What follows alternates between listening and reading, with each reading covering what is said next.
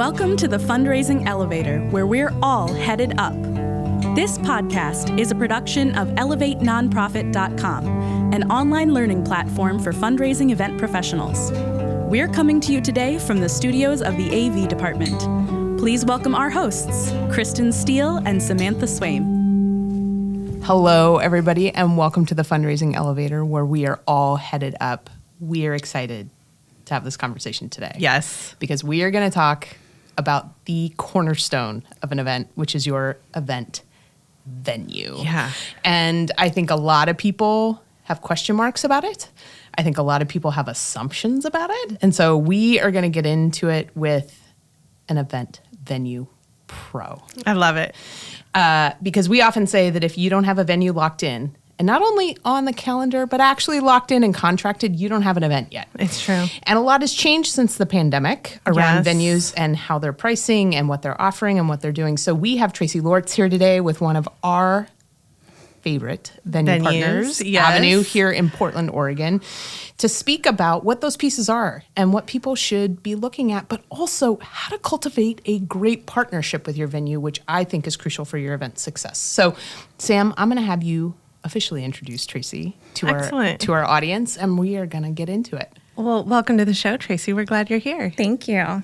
Well, Tracey has quite an extensive bio in the nonprofit event world and has for quite some time been sort of on all angles of fundraising events. So, Tracey, you used to work in fundraising and marketing in the nonprofit sector. Yep. Then you moved into event technology and you worked with our friends over at Greater Giving for quite some time. I did. And then you were in the world of auctions with auction packages that were available through Winspire. Yep. And now you're in the venue world and you are just like launching off with helping us to really understand what's possible now at Avenue. So Avenue is a space here in Portland, Oregon, that is really focused on technology with our partners AV department leading the helm on how to center technology in a great event experience. So big picture, let's start with the big question, Tracey. When we're looking into venues, oftentimes I think folks are looking at, I'm hoping for 300 people, so I need a 300-person venue. But there's so many other elements to consider about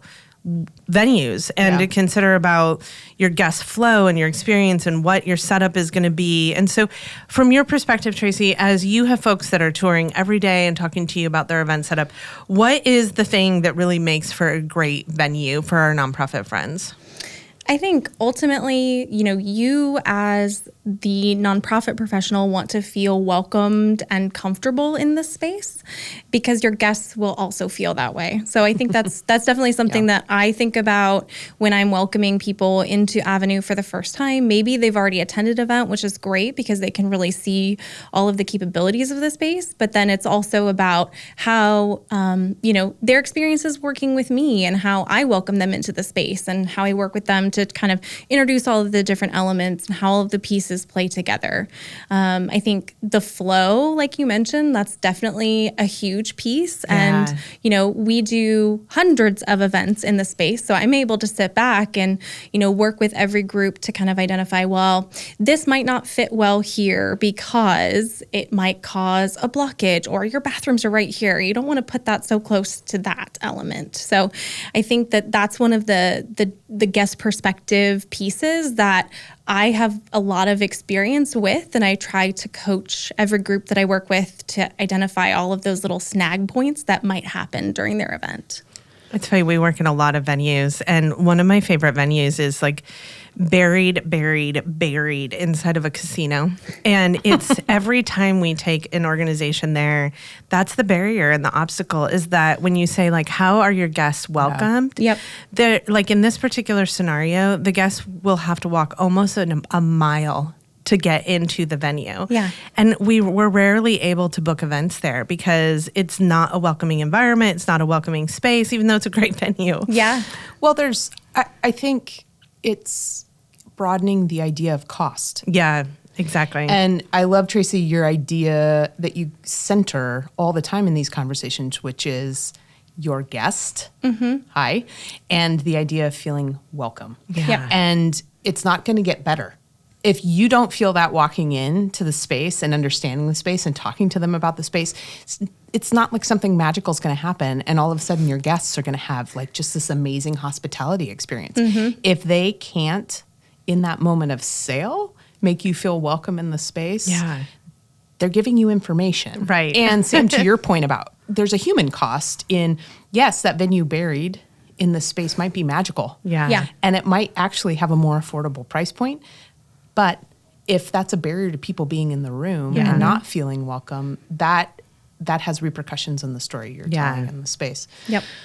I think I'm not alone in thinking this because I know we've all talked about it, but often our nonprofit superhero friends just drop to the bottom line on the proposal that's cost to cost. Yeah. So this venue on the bottom line says this, and this venue on the bottom line says this. And so when people are comparing venues, because you should compare multiple venues and get multiple bids, we're not talking apples to apples.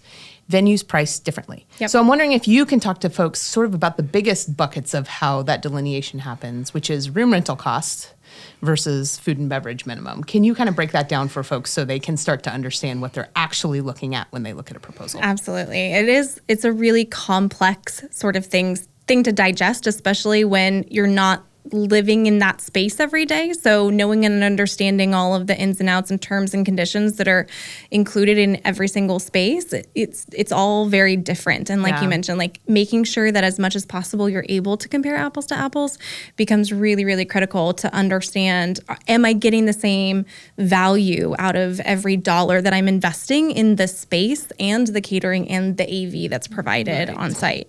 So, some venues run on a flat room rental rate, and that flat fee usually includes, a block of access time, either a set number of hours or you can do an hourly rate. And then a lot of times it also includes furnishings. So at Avenue, we include 60-inch rounds and 6-foot tables and 8-foot tables and chairs. And that's usually also included in a venue if you're doing a flat fee room rental rate. But then when you start to talk about a food and beverage minimum, that's like a much, much more complicated piece of the puzzle because a lot of times those venues, they're part of a hotel or a golf club and they're owned and operated sometimes by a catering company. So part of the fee of the rental of the space is a set price that you're expected to pay for food and drinks at the event. And as long as you meet that minimum, sometimes then the room rental is included in your cost. Sometimes it's not. Sometimes there's also things like service charges and facility fees and gratuities. So I can hear your brain spinning right now already. So it really, I feel like to make an informed decision, you really do need to, look at multiple spaces. Even though every single person that walks through the door at Avenue, I want to work with them, I want their event to be in our space, I always encourage them to ensure that they're going out and looking at other venues and making sure that they're comparing them as closely as possible from a cost standpoint. One of the things that people don't regularly factor into that cost when they're thinking about room rentals is AV. Some venues do include AV on site, but I definitely encourage, especially as you're planning a nonprofit fundraising event, thinking through and learning exactly what that AV is and how capable it is for the type of event that you're planning. They might include a microphone and speakers, but is it, right? Is that enough to really have a really, really heartfelt special appeal on stage during the program? So that's something that, for us is very unique at Avenue is we include AV as part of our packages. So I always encourage people when they come and tour, as you're looking at other venues, make sure that you are factoring AV in as a part of that budget planning. So let's break down AV for a second the venue. Because it matters what decade the microphone is from. It does. So true. Or the video. Or the video you spend so specifically. much time on video and then there's not like a high def projector. It's right. like, what? So in a lot of venues, you just said, Tracey, that they will include an element of AV. Like they'll have a built-in projector or they'll have a pull-down screen. And I've heard horror stories about so many venues where like the projector light bulb went out and sorry, we don't have any plans to replace it, but it's built in and you can use it, but it doesn't work. So I want to give the recommendation that as you're thinking about your venues, if you are new in event planning, and you don't know anything about AV, your auctioneer is a great partner to you because your auctioneer works in these venues regularly. Yep. They do 3, 4, 5 events a week, and they know what is needed and what quality is needed. So bring your auctioneer partner with you on venue tours. Talk to them about the venues you're considering. They will have a strong recommendation. And for Avenue, the thing that's so unique there is that not only is AV a part of the bid of the rental, like the what I would consider the necessities for a gala, the 2-screen projection where you can show 2 videos, uplighting where you can have like, ambiance that's created by lighting, really good quality sound, especially auctioneer quality sound, which is its own thing, right? When you have an auctioneer going really loud into the room with, okay, everyone, you want to make sure that those microphones are ready to pick up that like high energy. That's all included at Avenue, and that's really unique. So when we get bids and venues, we're often not comparing apples to apples. And so we will build a budget where we're looking at the venue rental, the AV, and the catering, and the furniture, which is something that not every venue includes. Although you left something out, Tracey, that I want to highlight. You also include the stage, which is an important element for a lot of events. So for our new folks that are considering all those cost comparisons, there's another comparison that I think gets overlooked a lot. And I want to ask you, Tracey, about flow. Like what are other things you should consider in the space? Most venues market, we can seat 500 people. Right. Which Avenue can seat 500 people. I have seated 500 people in there. Yes, we have. But when you're thinking about a gala event, usually we're looking for all the other elements to be included, registration, bars, auctions.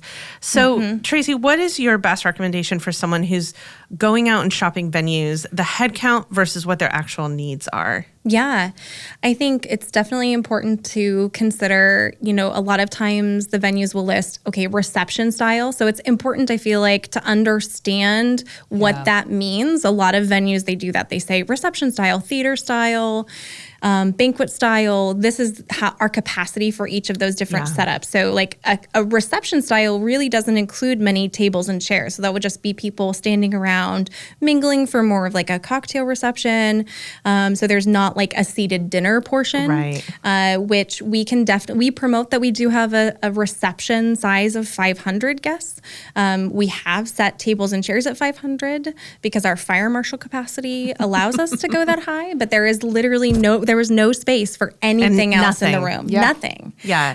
So that's really important. Theater style, think about lines of chairs in front of the stage, or are we talking a dinner and program where we have the rounds that either seat, 8 or 10, depending on their size? And do you want to have space for that mix and mingle cocktail hour at the beginning of the event? So it's important to keep all of those pieces in mind as you're thinking through, how many people can we fit? And it's also, too, it's like, what's the dinner service style if you're serving a dinner? Because that also takes up some of your footprint in your room. So we've had groups that have done buffet style service because it's less expensive than plated dinners, but then you have to plan for all of the space that's necessary for catering to set up buffet lines. So ultimately you take up space with that, but you save costs on service. So it's just, again, it's back to that, making sure that you're planning through these different elements, how they all fit together in the space, both with the venue, the catering company, and then, you as the person who's kind of helping orchestrate the whole event. I think also thinking through what your purpose for your event is. We would, while you can have a much higher seating capacity, we would not promote reception style for your major donor fundraising event. Period. Because captive attention, you've spent all this amazing time and energy on a stage program. You want people to focus. So I think sometimes people hear higher numbers. They're like, ooh, but we can get more people in the space.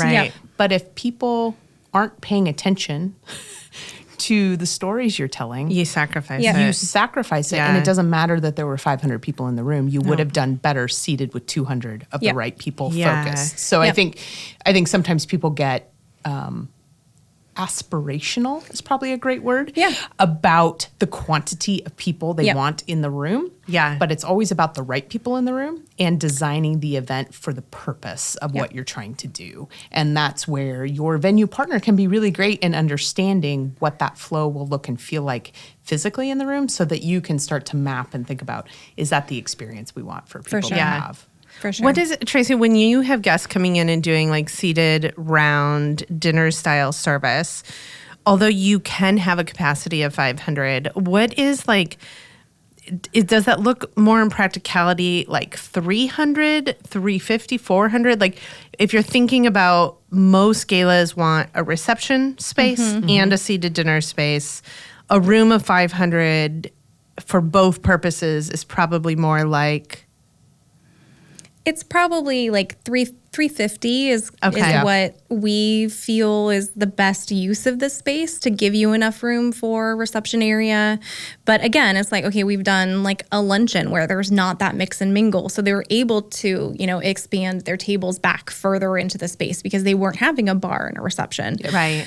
So it really is, thinking through your event style and that guest experience that you want your donors to have when they're on site, and working with the vendors that you have in place to come up with a plan that works well for everyone. I think like as I'm shopping ballrooms often, if I'm looking at kind of the ways that most folks use it, if, like you said, Tracey, if it's a seated either breakfast or lunch and there's no reception, it's like come in and take your seat or conference, right? I can do rounds at full capacity. If I'm looking at a reception, like you said, that's just sort of like bars and mixing and mingling and registration, it's like a 2/3, 1/3 split. But if I'm doing a silent auction, it's half and half. Like I need bigger space for a silent auction. So, as I'm looking at ballrooms, if I'm trying to fit 250 people and have a silent auction, then I need a 500-person ballroom. Or you can just put all your silent auction stuff online and not even bring it into the space. Yes. Love that. Love girl that. After our own heart. Reading our minds. Reading our minds. Well, we're going to take a short break. And when we come back, I want to talk about what you were just mentioning, which is vendor partners, because I think that that's such a critical element. So we're going to take a break, hear a word from one of our partners, and we'll be right back with Tracey Lorts of Avenue. Loving the fundraising elevator, but wondering how you can talk to Sam and Kristen? Well, now's your chance to do it. Book one-on-one consulting time with Swain Strategies experts Sam, Kristen, and Mary, and get all your event questions answered. Our team has you covered on strategic planning, fundraising strategy, storytelling, data tools, and registration support. Get the tools and the help you need to make the most impact at your fundraising event. Book at elevatenonprofit.com. The link is also in our show notes. Welcome back to the Fundraising Elevator. We are here with one of our faves, Tracey Lorts at Avenue, which is a venue in Portland, Oregon. And we are talking about venues for your event. And I would love to just sort of speak to the idea of partnerships because events are a lot of work. And our nonprofit superhero friends are spending good money on their vendor partners to bring in and make their events sing. And so creating a really great working relationship with those partners becomes really fundamental, I think, to helping. We rely on partners like you in our planning for our clients to get their events to the finish line.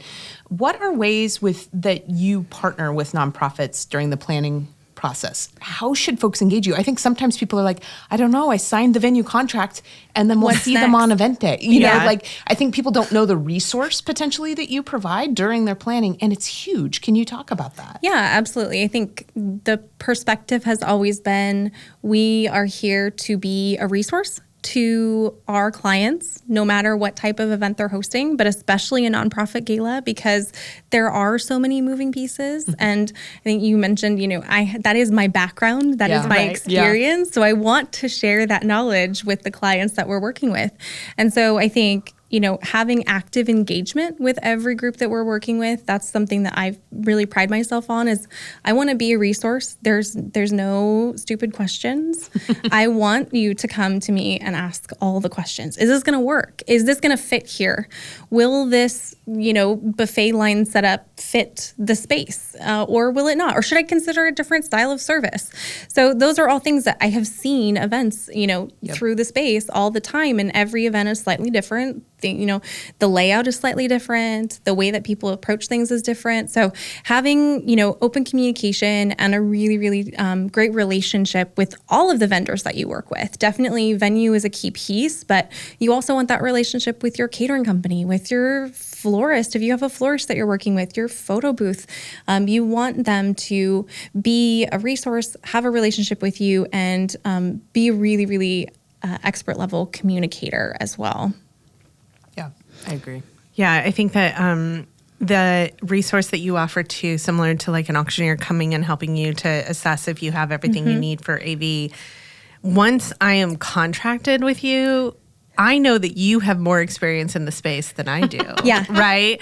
Yes. And so then it's a question of like, I'm struggling with how to do this thing. How else have you seen it done? And you saw it done twice last week, Yes. So you definitely have a lot of resource there. But one of those sort of vendor partners that I think is so critical is catering. And I have come to you frequently and said, I'm trying to find the right catering partner for this event. And you have a list of recommendations. Yeah.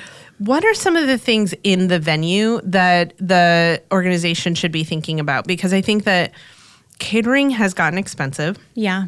Especially in the past couple of years, food costs have really gone up. Yep. And one element that nonprofits are often trying to do is bring in alternative resources to reduce catering fees. Yep. And sometimes that's food trucks, it's alternative catering companies, meaning like smaller catering companies. But then that often can lead to challenges like, do we have everything we need in the setup or do we have what we need in the venue itself? So when you as the venue manager are thinking about catering partners, what are the things that you want to make sure that those catering partners have, and should the planner be considering in choosing a vendor? I think the first thing is making sure that they're licensed, carrying their own. That's the first, jump off the gate. That's the first thing I ask for when I'm working with a new catering partner in the space is, all right, great. Can you please send me your county health licensing? If they're going to be doing the bar service, can you send me your liquor licensing? That's huge because that liability is huge. Exactly. And also in liability, please send me your certificate of insurance. Yes. All critical pieces that I want to ensure are in place before that catering company ever sets foot in the venue. Yeah. So that's a big piece, is making sure that they have all of those things in place and are readily able to send them to me as soon as possible. And then I think, I always value catering partners that are willing to partner with nonprofits and find ways that they can make things slightly different than, maybe that traditional plated chicken dinner that, people have all the time, and finding different service styles. We were seeing a lot of family style events in the venue, which I know you all have talked about on the podcast before as being a great opportunity to kind of create community in the space. It also saves on costs because a plated dinner is more expensive usually. And then also thinking about the small things like, okay, you're going to have some hors d'oeuvres during your reception time frame, but are they being passed, which means that, a server is walking around with them on a tray, or are they stationary? Because when you're talking about a passed hors d'oeuvre, it's actually probably going to be more expensive because you also have the labor cost of the person who's walking around with the tray. So just thinking through all of those little pieces, those dollars add up really quickly. So finding a catering partner that is willing to partner with you and find those little line item pieces that, okay, we can adjust this here, or we can cut back on this in order to save, as much as you can. At the end of the day, you want people to be fed and happy at your event. That's kind of one of the cornerstones of that guest experience. Hangry donors don't money. donate as much. Nope. It's true. It's so true.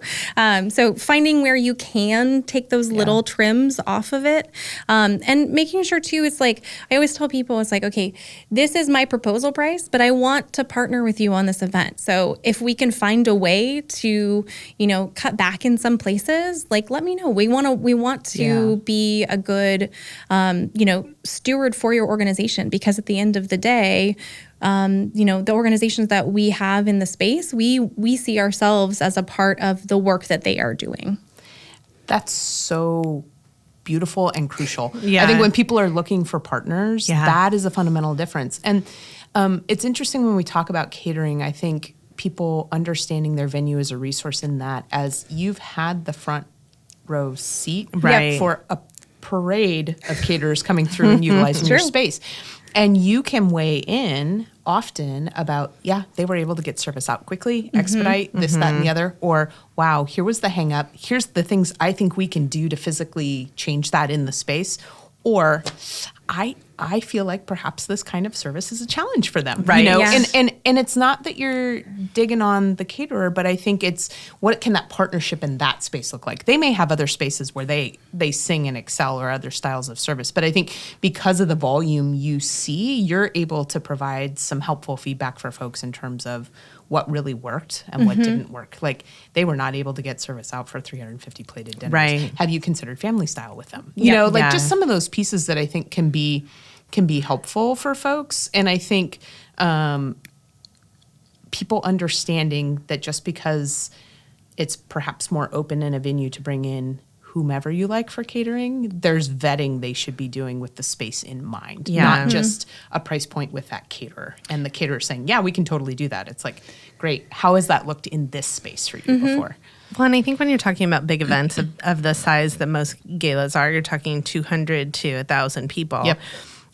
There's sort of two types of venues out there. There's the independently operated venue, and then there's the, like you said, Tracey, the caterer-operated venue. Yep. The caterer-operated venue is most often like convention center, hotel, where you are locked into that catering choice.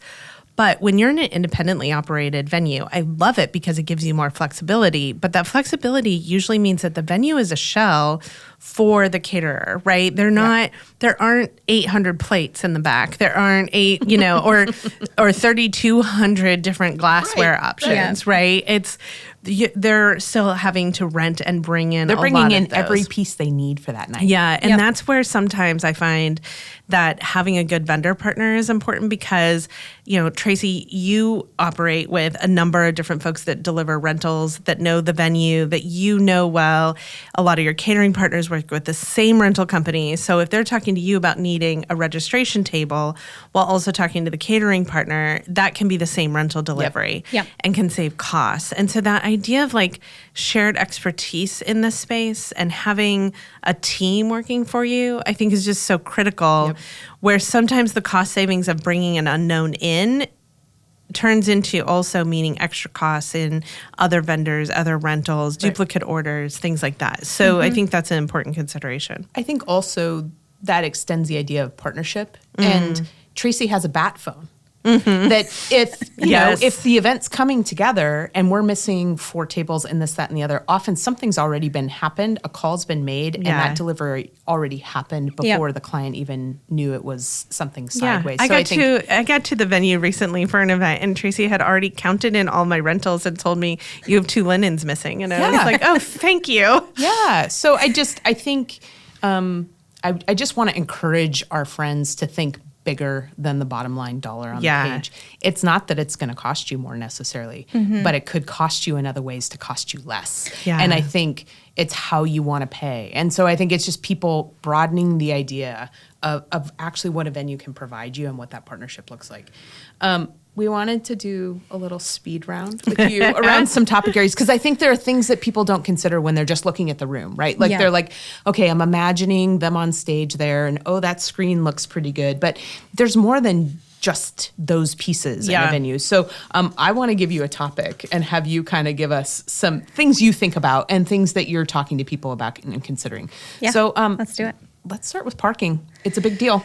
It is. And, depending on your location in the country, obviously being in the city here in Portland, parking is definitely a question I get asked all the time. And I think as a venue, it's definitely important for me to be able to provide resources and information. So we always send out a 1-sheet PDF that has a map that has, here are all of the different parking locations, here are their addresses, and this is a resource to you to send out in your email communications after you have a ticket sale or post it on your event website. But definitely knowing where it is, how much it costs, and being able to provide resources and information around the parking. We have relationships with vendors close by that guests can do a buyout of parking garages or lots. So those are options as well. But it's definitely, we want to be able to provide that information, quickly and easily to every single client that we work with. Yep. Hurdles are still hurdles. Yeah. Let's talk bathrooms. They are also a big deal. It's true, and often so overlooked. Yes, it's true. It's true. I had someone come through on a tour, and they very explicitly asked to see the bathrooms because they had rented a space previously for it was a private dinner event, and they ended up in a space, and they only had 2 restrooms for 300 guests, and. Oof. 2 restrooms on 300 people is really not going to turn out so well for you at the end of the evening. So definitely make sure you ask where the restrooms are, know, what sort of restocking is going to happen during your event too. So, at Avenue, we've thought that through in advance. So someone is on site the entirety of your event to make sure that you don't run out of paper towels. Nobody wants to be there with their wet, dripping hands all over the floor. So thinking through whether or not that's provided as a part of the rental is definitely important. Yep. I think also I would bring forward the note on bathrooms, and I know Avenue is on the forefront of this, thinking through what gender inclusive spaces looks like for your event, so that you're creating the broadest universal design possible. And this is really caught on in venues as a thing, but we're still encountering in spaces where it's very binary and linear and very, and that should be, depending on your organization and what you want to put forward for guests, that should definitely be a consideration. Branching off of that, thinking about accessibility, which is a big piece. What are you bringing to the forefront for people when they're touring and looking at accessibility for their guests? Yeah, one of the great things about our space specifically, we are street level. So our main entry into the space itself is directly street level. So there's no stairs, there's no elevator. And then we also have ADA accessible restrooms as well in both sides of the restrooms.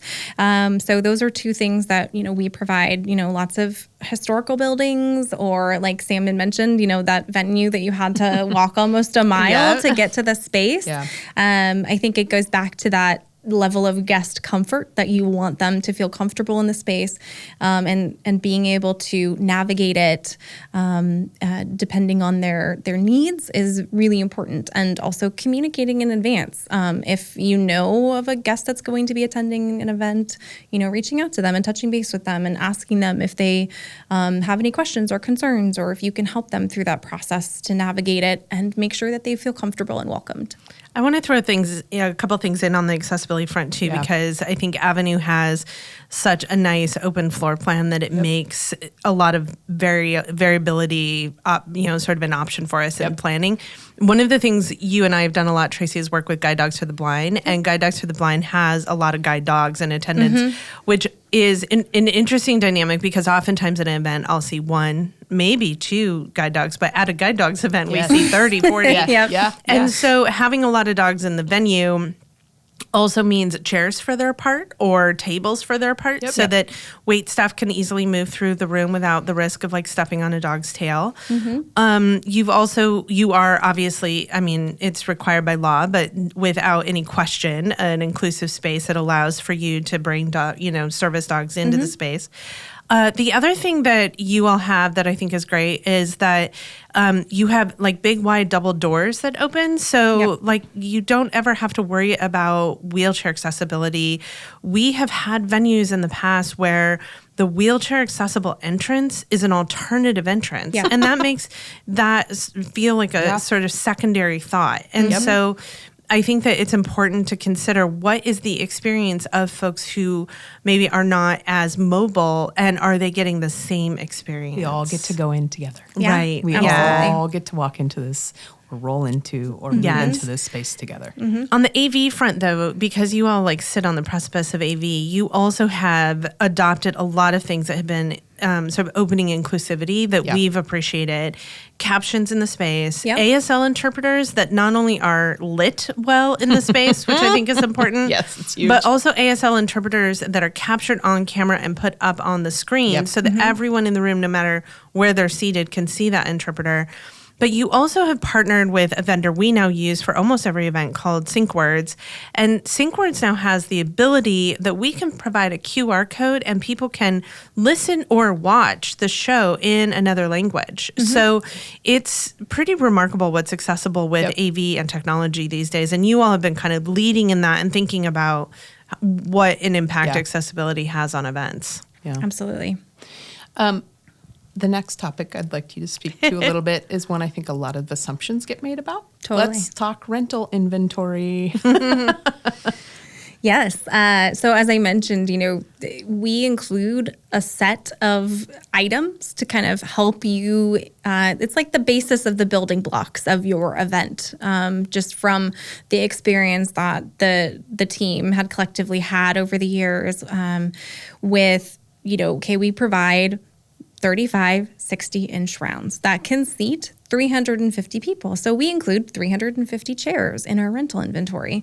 And then we have 6 8-foot banquet tables, 4 6-foot banquet tables, 4 8-foot banquet tables. But it's really important to know exactly what those line items are, so that way as you're working with your catering company, you're planning your floor plan, you can tally up and say, okay, I'm going to need 4 extra 6-foot tables to accomplish, my raffle sales or my silent auction tables, and being able to keep track of that. It's also really important to know if there's any restrictions on the use of those tables. So we ask that our tables all be used kind of in the main ballroom, great room space. They're not meant for use in the kitchen, because the wear and tear on tables in the kitchen is drastically different than what happens in the room. We also do require, it's pretty standard that all of our tables have linens. So, but then that goes back to rental inventory, rentals, and ensuring that you have linens on site to be able to cover all of the tables. And another rental inventory thing to keep in mind as you're looking at spaces is who's setting up all of the inventory. There are some spaces that the setup is not included. The tables and chairs are there, and it's your responsibility to set them up, or your catering company. So knowing who is responsible for doing that and when it's going to happen, I think is important too, as you're thinking through the timing of your event and how all of the pieces come together. If the rounds aren't going to be set, your doors are at 5 o'clock for your guests and the rounds aren't set and it's 2 p.m., that's a problem. So knowing when those things happen too and who is responsible for them are 2 important pieces to keep in mind as you're planning for your rentals. I will say with rentals that one thing that's often included in venues is linen. And that typically is tied to a venue that has catering built into their venue, right? A hotel, a convention center, a casino. Those rentals usually have a set color option for you. And that is actually a little trick in the nonprofit world, is that I will frequently use the in-house linen for the tabletop because it doesn't cost me anything extra. And then I will rent a napkin that is in alignment with the color of the event brand, because the napkin is such an inexpensive rental. So, usually you're looking at like black, white, or ivory. But when you're in an independent venue, typically linen is never included in an independent venue. If catering is not built in. So, and good point to the, like, when it's being set, because to me, it's not just when the table is being set, but also when the linen is being set. So if I'm in a venue where those are being managed by 2 different people, I want to make sure to coordinate that, because I also then want to start putting things on the table and I need the linen on first. So the other thing I want to say about rental inventory that I want to lift up and sift up from you and what you were talking about, Tracey, is that when you are outlining all of the things that Avenue provides, that means those are things the client isn't renting. Right. Yeah. So every one of those chairs, every one of those tables comes at a cost. So when clients come forward and say, we have a free venue. Yeah. Cool. guarantee you that inventory is not included in that free venue. So Right. that means while the venue might be quote unquote free, you actually are incurring that full rental. So go to your rental company and start itemizing what you're going to need and how much that's going to cost. And again, to the apples to apples, that starts to create the whole picture for you and what you're looking at. So I think sometimes that becomes, well, it's a venue. There's tables and chairs there. And Yeah. it's like, but are there? Let's Well, get clear. And I also think that there's an element too when you're looking at accessibility of Yes. understanding what your chairs are in the venue. Yes. I just had this experience this past weekend. I spent the weekend with someone that uses a walker, and having the ability to have arms on the chair to be able to get up was a critical element for her. So when we went to restaurants, she was choosing whether or not there were arms on the chair. Yep. Size accessibility also is a consideration. Like if the chair is a folding chair doesn't usually bear more than 250 pounds. And so you need to think about all of the guest experience you want to be inclusive of, and think about what are those additional tools that need to be in the space. We had an event actually at Avenue where we brought in 4 other chairs to accommodate, arms and ability to get in and out, knowing that we had some older guests that would need that lift. So I think that that's an important consideration to understand that not all guests have the same needs. Again, it's flipping the script. And Tracey, you do this so well when you're talking about the experience. What's this guest experience? And not only it's not a universal experience, right? And that's the point. Is how do I sort of open this up for everybody? So we talked a little bit earlier about AV and space for venues, but what are some highlight points for you around this to finish out our speed round today? And you mentioned already the quality and age of the equipment that's on site. Yes. It's a big one. It's a big one. I think the other thing is experienced technicians. So we provide 2 at a minimum, depending on the event, 2 technicians to help you run everything related to your event. Because there's a projector and screen, you can hook your laptop in it, but who's advancing the slides? Right. Is it you? Is it someone else on your team? So making sure, knowing what those expectations are and what limitations there might be with that. Can you bring in an outside AV vendor? So when you're thinking about spaces like convention centers and hotels and casinos, a lot of those contract with specific vendors. And so knowing whether or not you can bring someone else in, if you have a trusted partner that you prefer to work with, that's something that the AV department navigates pretty regularly, and you're well aware of that. But knowing, what your options are to bring in someone that's maybe outside of who is the traditional contract of the space. Yeah, I think those are great points. The venue at Avenue has an element that I want to highlight because it's something that is unique, but is also becoming a little more valuable in a lot of venues, and I'm starting to see it in other places, and that's video mapping. Video mapping is the idea that you can use multiple projectors across a wall to create a look, a theme, a snowy backdrop on all of the walls, a cityscape that has traffic moving, a river that is flowing. And we have really embraced that as a low-cost, big impact way to bring a theme to life. And so I know I'm going to make it hard for Steve-O, but I'm going to ask our producer that we bring up a couple of different looks there in the venue that you're in, because I know we have so many different looks that are possible. And I have been frequently speaking at conferences or teaching at events where this question comes up, which is, what is video mapping and how do we use it? So I'm going to flag for Steve-O to just keep sharing a few of those looks, because it really can transform a space with a very, when I first started in the event industry 20 years ago, we used to use props, tons of, a circus theme brought in all these giant stacks of luggage for the circus. Right. Or we would bring in all these giant animals that were stuffed animals, And now we can use projection. And then the other thing that we use so much in your venue and in all venues we're in is lighting. And I think lighting is the thing that can make an event look really sexy or look really bad. And so having really good lighting and flexibility with what's possible with that lighting. And now there are so many tools out there to be able to do cool lighting that, to me, the AV partner is one of the most valued partners in planning your event, because they can really make the look and the feel and the vibe and how cool it is or how very not cool it is, depending upon your partnership. So some cool things at your space. I'm glad we got a chance to show off the venue today and show that. Yep. Absolutely. And we appreciate you doing the speed round. We're going to take a little promotional break, and we're going to come back and jump in the fundraising elevator. Sounds good. The Fundraising Elevator is recorded at the AV department in Portland, Oregon. For years, they've been our trusted partner, delivering exceptional audio-visual production and videography for nonprofits. In 2020, they transformed into a dynamic live streaming studio, producing more than 900 virtual and hybrid events.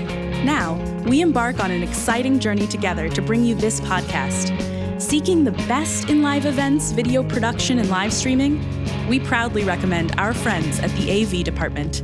Link in the episode description. All right, welcome back. We're here with Tracey Lorts of Avenue, a venue here in Portland, Oregon, talking about nonprofits planning their events and finding the right venue alignment, venue partnership. One of those elements, I think, is the site manager on site. You mentioned earlier, Tracey, the warehouse experience, the converted warehouse experience. We've worked in a ton of industrial warehouse spaces that are not really designed as a venue, but we can have a party there. They have 4 walls. Yeah. Right. They're very hip. They're very cool. But one of the things I've often found is we don't end up having a team there that knows anything about the space, because all we did was rent the shells. So You have someone that unlocks the door right, for you. exactly. Yes, exactly. So talk to me, what are you doing on site? What is the role of the venue manager, and what should a nonprofit expect in having some partnership with their venue and having some staff on site? Yeah, so it's definitely not a space. We're not a space where we're just going to unlock the door and let you in and say, have a great event, and then disappear for the entirety of the program. That's definitely not the style, which happens. There's spaces out there that are like that. So definitely, knowing in advance what your on-site venue manager will be doing the day of your event while it's going on, making sure that you have a direct line of communication to them. Their direct cell phone number. When I'm on site, if I'm going to step up to my office for a while and sit at my desk and do some work, I always check in with the client, make sure they don't need anything immediately, letting them know where I'm going to be, ensuring that they have my phone number so they can reach me in case something comes up. So those are, when you need them, and it's it's a quick thing that you need to have happen. And I think the other thing that I really try to do, in the years of experience that I've had with this, I'm fairly good at predicting when someone needs something or when something is going to go wrong. Right. So it's, I'm walking across the venue with the step ladder because they're trying to, put something up on their photo booth backdrop and they're trying to reach, and there I am with the step ladder, or there I am with the power strip and the extension cord to give them a power drop somewhere that they need in the room. So I think, having that active level of participation is really critical, especially with nonprofits, because it's, for a lot of people in this space, it's the one big event that they do during the year. They do one. And I mentioned this before, we do hundreds.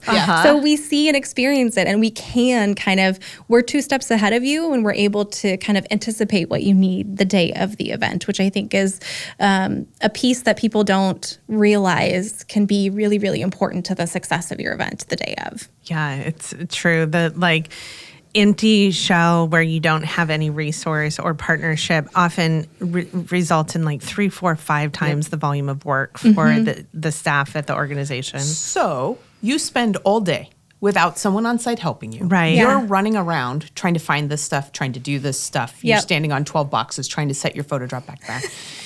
you maybe have time to get dressed and your Right. guests show up. Yeah. How are you going to be in relationship to donors? Right. You're not. Right? No, and you're again, not at all. this is where the human cost piece comes in, that people really need to understand what it is they're getting for that bottom line number and what's included and what they can rely on.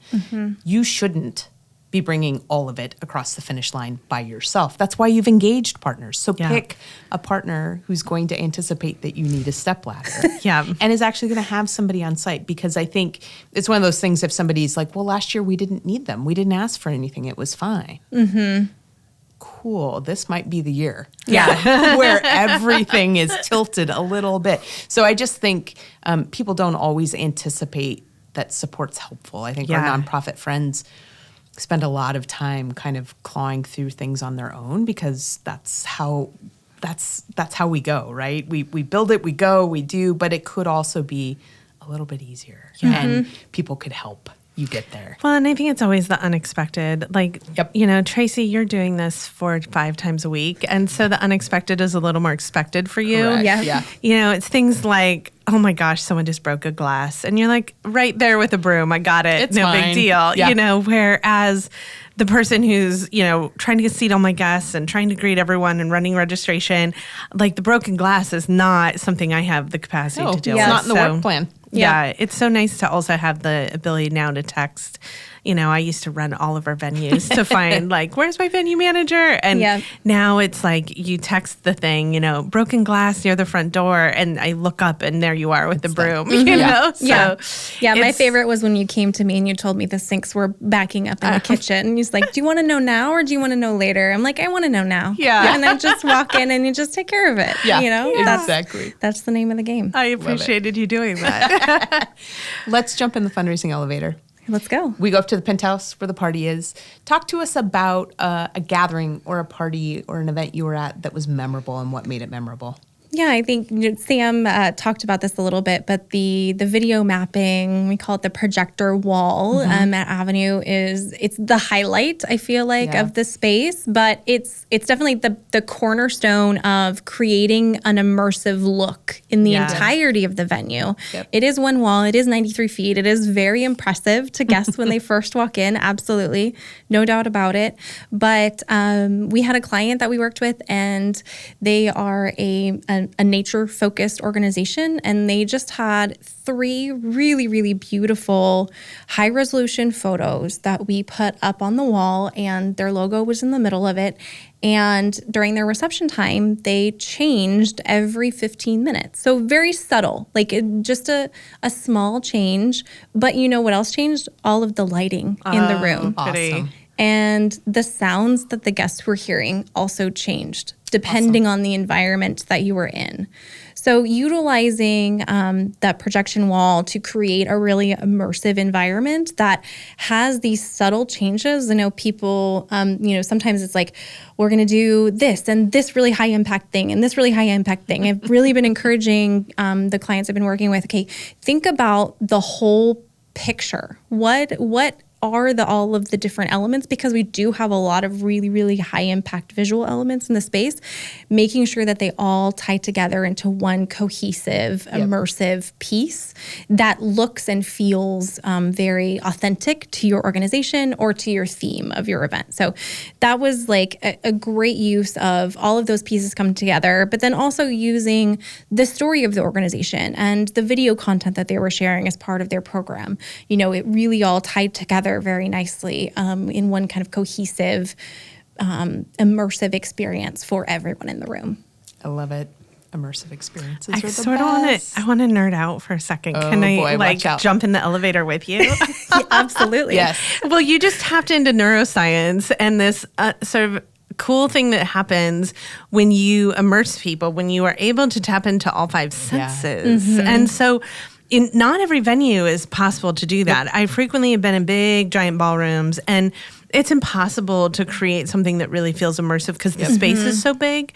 And while we could do, a lot with our storytelling, or we could do a lot with our meal and a really amazing meal, no matter how much we try, sometimes you can't have that same level or sense of tactile, smell, audio, all impacting the sense of immersion. And at Avenue, we're able to do that in a way that releases oxytocin. And when we have oxytocin release in the brain, there's a lot of science that's been researched about the fact that giving goes up. And so when we have something where people feel like they are a part of something, that they are connected to that thing, that they can hear it, that they can sense it. I mean, even you've been to the movie theater and you've heard the THX preview where it comes from one side and moves to the other. When we can do that in a room and create something that's super immersive, it means that our audience gets to follow along in something that they never miss the auctioneer, they never miss the visual, they are always in the theme. We have been in venues where the lighting option is only on or off, and that's it. And if it's only on or off, you're not bringing people along. You're like shocking them into darkness or shocking them into brightness. So there is something that's really magical and powerful when you have that flexibility to create something that's really memorable. So I'm no wonder why it stuck with you as memorable, right? Like it touched all those things. Yeah, absolutely. Thanks for letting me. And I would like to believe as a storyteller that it doesn't matter what's happening in the space. If the story's good, the story's good. Yeah. And I gotta call Uncle on that. That's just not true, right? Like it is, my story will go further if I've primed people to be with me on that journey already. And I think it goes back to the arc, and it happens the moment you start communicating with people to the event. But that arc really starts to pick up when they come through the door to the event space. So to your point, Tracey, creating that immersive experience, all of a sudden, whatever was happening in my day, I'm much more prone to leave that quickly. Yeah. The traffic, perhaps parking, whatever was going on, right? I'm much, if I'm like engaged in moving into the room and toward something versus focusing on what I'm trying to move away from, I'm already on your train so much faster. Yeah. And I think sometimes people don't always think about that. They're like, well, when the program starts, it's like, no, that program already started, actually. And so thinking about how all those pieces come together and create that experience becomes really crucial. Which I will advocate for our listeners that are out there in smaller communities where you have very few venues, which it is true in a lot of communities, especially like smaller communities where there's, fewer gathering spaces and smaller options. Lean into what the gathering space is, right? So you can create that immersive experience. If you're having an event in a barn, make it a barn theme, country theme event so that when we can smell the hay, it also factors in, right? If you're in a community center, make it a community supper so that it has that feel and aesthetic already designed within the structure of the space. Agreed. Don't work against what's already there. Right. Work Yeah. with it and That's make exactly. it a part of the experience. Make it a Absolutely. resource for you, for sure. Let's jump back in the elevator and head down to the boiler room, which is where all the tools are. Yep. Given your extensive background and you've seen sort of all that, you have this nice 360 view of the sector and what's happening for folks in the sector. What is a tool that you think fundraisers should always have in their toolbox? All right. It sounds incredibly simple, but it is so, so important. How you utilize your time. Yes. Not just the day-to-day stuff, but especially when it comes to things like your special event. Yeah. Time is so critical, especially when it comes to selecting a date. Even though we are in a new space, we are booking up very quickly. Yeah. Sometimes more than a year in advance. So how you utilize those like couple of weeks right after your event is over is super critical. Yeah. Absolutely take some time to rest and recharge, but you don't want to lose all of that top of mind information of the things that happened at your event so that you can communicate them, make changes and improvements for next year. But especially if you had a vendor partner that you really loved working with, ensure that they are locked in for the next year as soon as possible. Yes. Because we all collectively, we book out a long ways in advance. And so we don't want to miss you because you weren't kind of on top of it and planning in advance. Yep. I couldn't agree more. I think that we undervalue our own time, but then also just like the time that's needed. We recently had an organization that was backed up 2 events back to back, and their staff was so taxed that by the time they got to their big event, they just didn't have the energy for it. Booking venues, that's something I'm doing 1.5 years out now so often, especially if it's a big venue and I'm limited with what my options are. Great answer. Good answer. I like it. I have to. I major thank you to Christine. She helped me to come up with that. Our marketing manager. That's awesome. It's very valuable because I don't think we value time as a resource often enough, and yet when we have that time, we can start to actually like lock in our sponsors, our table hosts months, years in advance. Exactly. Yep. Well, if folks want to get a hold of you, if they want to check out Avenue, I want to make sure that folks know how to do that. You have a special promotion also, this free or this story wall that we've been talking about. You're offering an upgrade right now, which is a $500 value for all of our listeners that are in the Portland area. Yep. Simply mention the offer when you contact Tracey about the space. So how do people get a hold of you? Well, you can definitely visit our website, avenueportland.com. You can send us an email, event.team@avenueportland.com. We're also all over social media, super active Instagram page, Facebook, LinkedIn. And it's a great way also to get good ideas of what other organizations are doing. So we have photos of every event, again, thanks to Christine, to showcase all of the events that we have in the space. It's a great way to get ideas of what other groups are doing. We also have a Flickr account. That's the same thing, those great high-res photos of all of the events. So you can see what other groups are doing and how you can utilize some of the potential lighting and projection and sound, not only at Avenue, but thinking of ways that you could implement things like that in other spaces across the country. We'll make sure all of those are in our show notes for folks so Absolutely. they can get a hold of you. And we'll make sure that folks know the details of the offer. Tracey, thank you for being here. I hope that even if folks aren't in the Portland area, they got some ideas, but also they take a minute to look at some of your social media content because you have done so many incredible events. Great. There's a lot to learn from there. Yeah. We appreciate you. We always love working at Avenue. So thank you for joining us today, and I hope you have a great rest of your day. Thanks so much. The Fundraising Elevator is produced in partnership with Swaim Strategies at the studios of the AV department. The program is produced by April Clark and directed by Steve Osborne, with audio engineering and original music by Dwayne Anderson and Heidi Christensen. Video production by Chris Peterson, Whitney Gomes, and Nathan Bouquet. Video editing by Steve Osborne. Graphic design by Pendulum Creative Group, and support from Sophia Keller, John Lyles, and Andy Dowsett.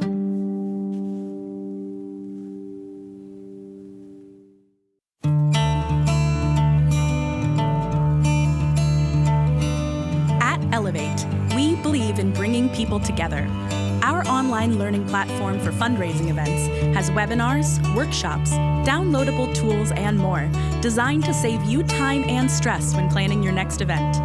We're getting nonprofit, development, and event planning professionals the tools and ideas they need to create events that inspire donors and raise more money. So join us at elevatenonprofit.com. The link is also in our show notes.